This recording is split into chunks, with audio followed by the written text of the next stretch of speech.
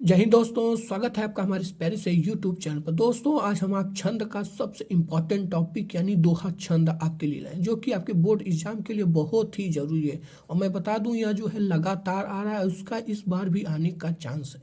और मैं देखिए आपके लिए उदाहरण के लिए एक ऐसा ट्रिक लाया हूँ कि जिसमें आप इनकी जो मात्राएं होती हैं, जो एक डंडी वाली होती है और एक जो यस्मा होती है, उन्हें जो है आप ट्रिक के माध्यम से इतना सरल और आसान से कर सकते हैं कि आपको जो इसमें बिल्कुल भी गलती नहीं कर पाएंगे। तो देखिए यह वीडियो हमारा जो है बहुत ही इंटरेस्टिंग होने वाला है, तो आप लोग बिल्कुल भी इसकी मत करिएगा। तो चलिए शुरू करते हैं। उससे पहले मैं चाहूँगा कि आप सभी लोग जल्द वीडियो को लाइक और सब्सक्राइब जरूर से कर दें, साथ ही साथ आप बेल आइकन जरूर प्रेस कर दें। तो देखिए सबसे पहले हम परिभाषा देखते हैं। देखिए हमारा परिभाषा इस प्रकार है कि दोहा अर्धसम मात्रिक छंद है। अर्धसम मतलब होता है कि आधा समान, यानी आधा समान। देखिए जैसे यहाँ देख सकते हैं, यहाँ 13 है तो यहाँ पे 11, यानी इसका मतलब है कि आधा समान मात्रिक छंद है। इसमें 4 चरण होते हैं, यानी इसमें जो है बात ध्यान रखने वाली बात यह है कि इसमें जो है 4 चरण होते हैं। इसके पहले और तीसरे यानी विषम चरणों में 13-13 मात्रा। चूंकि देख सकते हैं विषम है तो आप जो है इन नंबर को 13 है तो विषम है तो इस प्रकार से याद कर लेंगे, ठीक है। उसके बाद कर रहा है कि और दूसरे तथा चौथे यानी सम चरणों में 11-11 मात्राएं, यानी यह क्या है, सम है, यानी 1-1-2, यानी ये सम है। याद करने के लिए मैं बता रहा हूँ। तो आप 3 बात ध्यान में रखिएगा कि दोहा अर्धसम मात्रिक छंद है पहला, और दूसरा यह इसमें 4 चरण होते हैं, और तीसरा ध्यान रख लीजिएगा कि पहले और तीसरे के लिए क्या क्या है कि यह विषम है, यानी पहला और तीसरा, चूंकि आप पढ़े भी होंगे गणित में कि पहला और तीसरा विषम होता है तो उनमें जो है 13-13 मात्राएं, और दूसरा तथा चौथा जो सम होता है उनमें जो है चरणों में 11-11 मात्राएं। तो आप इस प्रकार से इसका परिभाषा समझें, ठीक है। उसके बाद अब समझते हैं इसका उदाहरण। देखिए उदाहरण हमारा बहुत सिंपल है। मैंने आप सबके लिए सिर्फ साधारण उदाहरण लाया हूँ। यहाँ पर लिखा है कि पवन तनय संकट हरण मंगल मूरति रूप राम लखन सीता सहित हृदय बसऊं सुरभूप। तो यहाँ पर दोहा के अनुसार देखिए 4 चरण है, 1 2 3 4, ठीक है। अब हम इनका देखेंगे कि पहला और जो हमारा तीसरा, इनमें क्या है 13-13 मात्रा है, और दूसरा तथा चौथा में कितना है 11-11 मात्रा है। अब उनका अगर हम आकलन कर लेंगे वो सही होगा तो यह हमारा एक दोहा का उदाहरण होगा, ठीक है। उससे पहले मैं एक आपको जरूरी सूचना दे दूं कि आप जो है सभी रस छंद अलंकार, यानी सभी आप जो है रस छंद और अलंकार, इन सभी का वीडियो जो है मैंने डिस्क्रिप्शन में दे दिया है, और वो भी इन्हीं के समान एकदम सरल और बहुत ही सटीक है, और उनके भी उदाहरण इसी प्रकार सरल आप सबके शब्दों में मैंने लाया।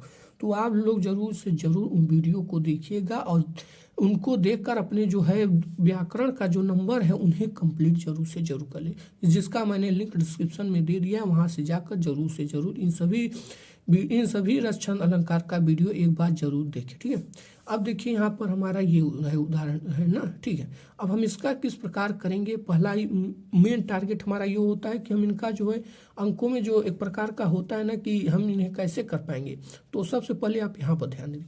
देखिए हमारे जितने भी दीर्घ स्वर होते हैं, चाहे आ हो, चाहे ई हो, चाहे ऊ हो, चाहे ए हो, चाहे ए हो, ओ, इनमें जो है ये जो है यस, यानी ये जो यस है इसे हम क्या कहते हैं, दो गिनती, यानी यहाँ पर जो है यस का मतलब होता है दो, यानी यहाँ पर जो है यस का मतलब होता है दो मात्रा होती है, ठीक है।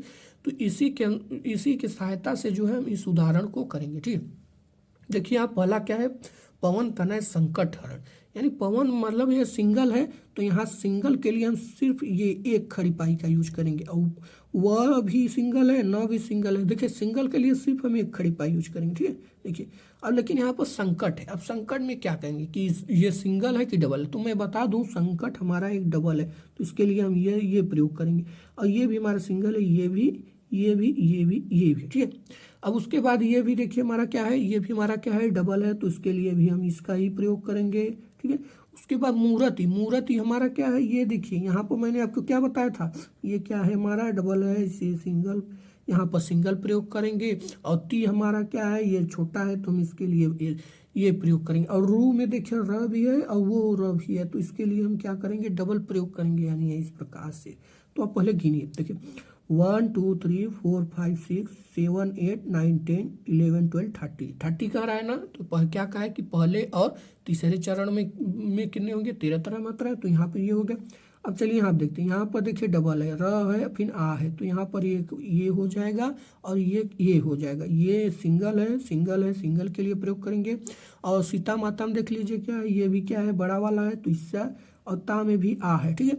उसके बाद स वाला देखिए, ये भी और ये क्या है, सिंगल है, चूंकि ये छोटा वाला है। तो गिनी 1 2 3 4 5 6 7 8 9 10 11 12 13, ठीक है। तो पहला तीसरा हमारा क्या है, 13 13 मात्रा है।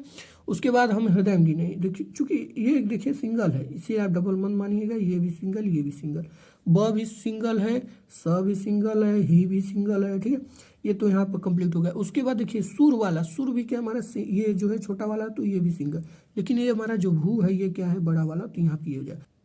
तो यहाँ देख सकते हैं ये भी क्या है, हमारा 11 है, ठीक है।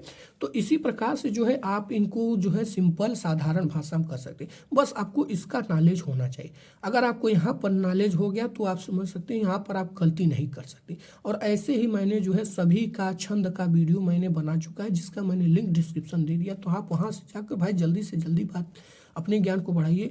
और एक नॉलेज की बात मैं यह बता दूं, यह छंद जो है हिंदी व्याकरण के सबसे महत्वपूर्ण छंद में से एक, यानी यह जो है सबसे महत्वपूर्ण छंद में से ये बात आप भी ध्यान रख लीजिए। तो आपको जो है इन दीर्घ स्वर को मालूम होना चाहिए, उसके बाद आप जो है सुंदर सा साधारण सा उदाहरण को एकदम सरल तरीके से कर सकते हैं।